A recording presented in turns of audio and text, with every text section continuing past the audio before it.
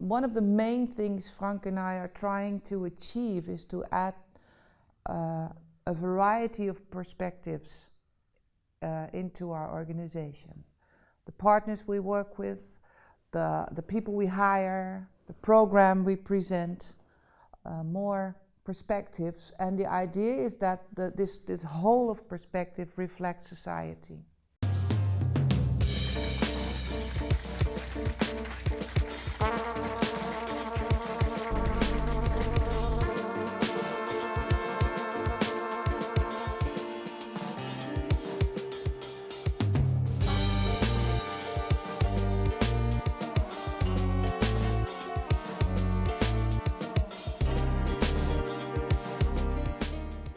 Well, my name is Mijke Loeven.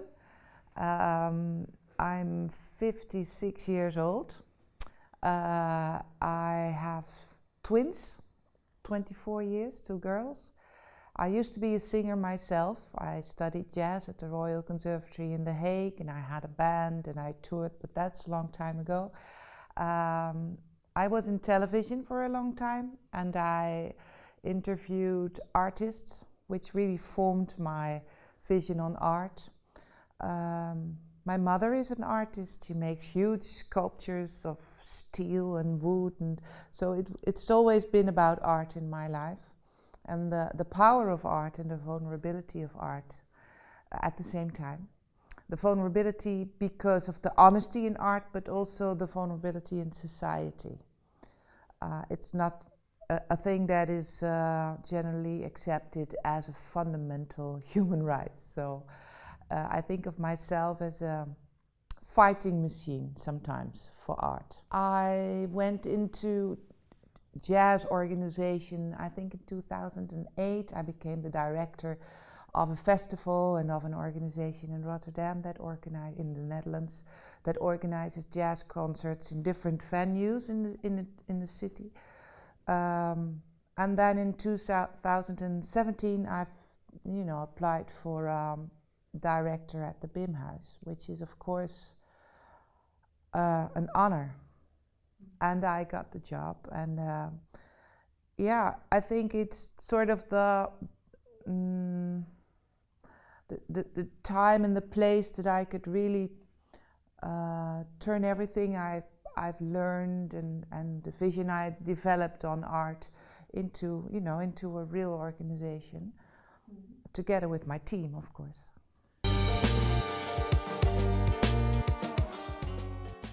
Well, I think BIMHUIS has always been a place where musicians can develop themselves. It's been founded by musicians in 1974, about a very activistic group of musicians. It has also had a political sense of using music to wake up the world, and so that is still there, I think.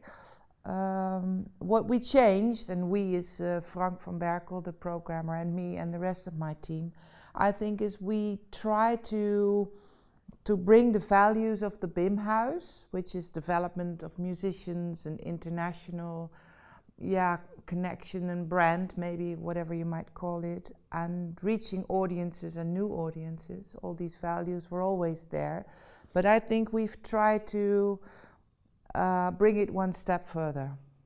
So, for instance, this artist development, before an artist would get an assignment and he could do whatever he wanted to do, and he get some money and just do it on stage. It was total freedom. And now we do the same thing, but we ask the artist to think about his story, about the narrative, so we can make a connection with the marketing department, and the marketing department has a story to tell, a real story to tell, to try and reach new audiences.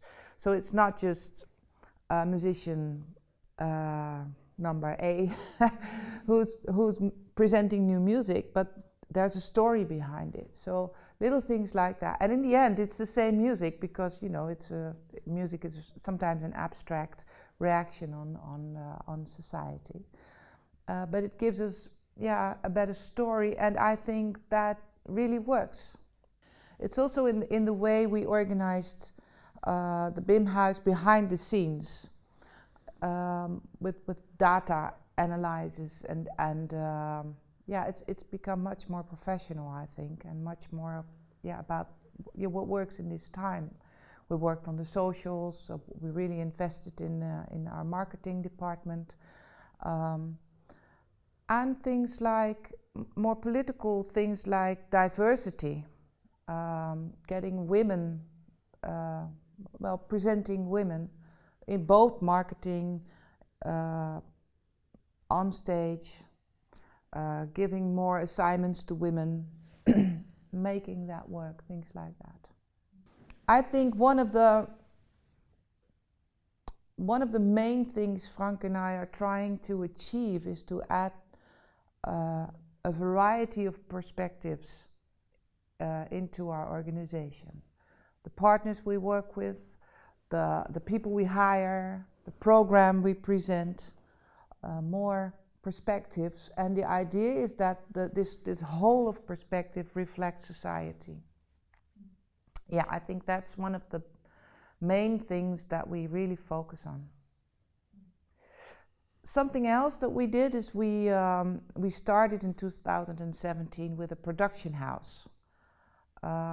It's called BIMHUIS Productions. It's a tool to get money from funds. I had this strange intuitive feeling that the money was there waiting for us. We only needed to try and get it. It worked. So we had this pandemic now, but after the pandemic, this production house is, sort of filled with funding for the coming years. So we can really help musicians to make new work, and we also could do that during the pandemic. We really want to invest in young people, in young generations, both musicians, both my team. I think the BIMHUIS is not mine. The BIMHUIS needs to be owned by the next generation, and it's my job to deliver the BIMHUIS in a very healthy, financially strong situation, so that the younger generation can bring it further. I mean, there's a huge legacy in 1974, so it needs to, move on for the next 100 years, I think, or more.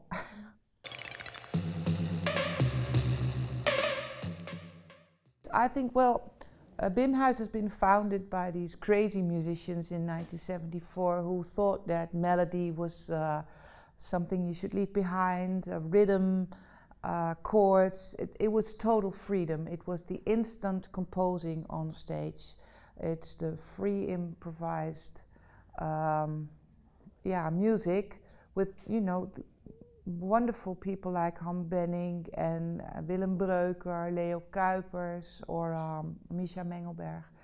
And this scene, who started the BIMHUIS, became famous all over the world. Not so much in the Netherlands itself, but all over the world.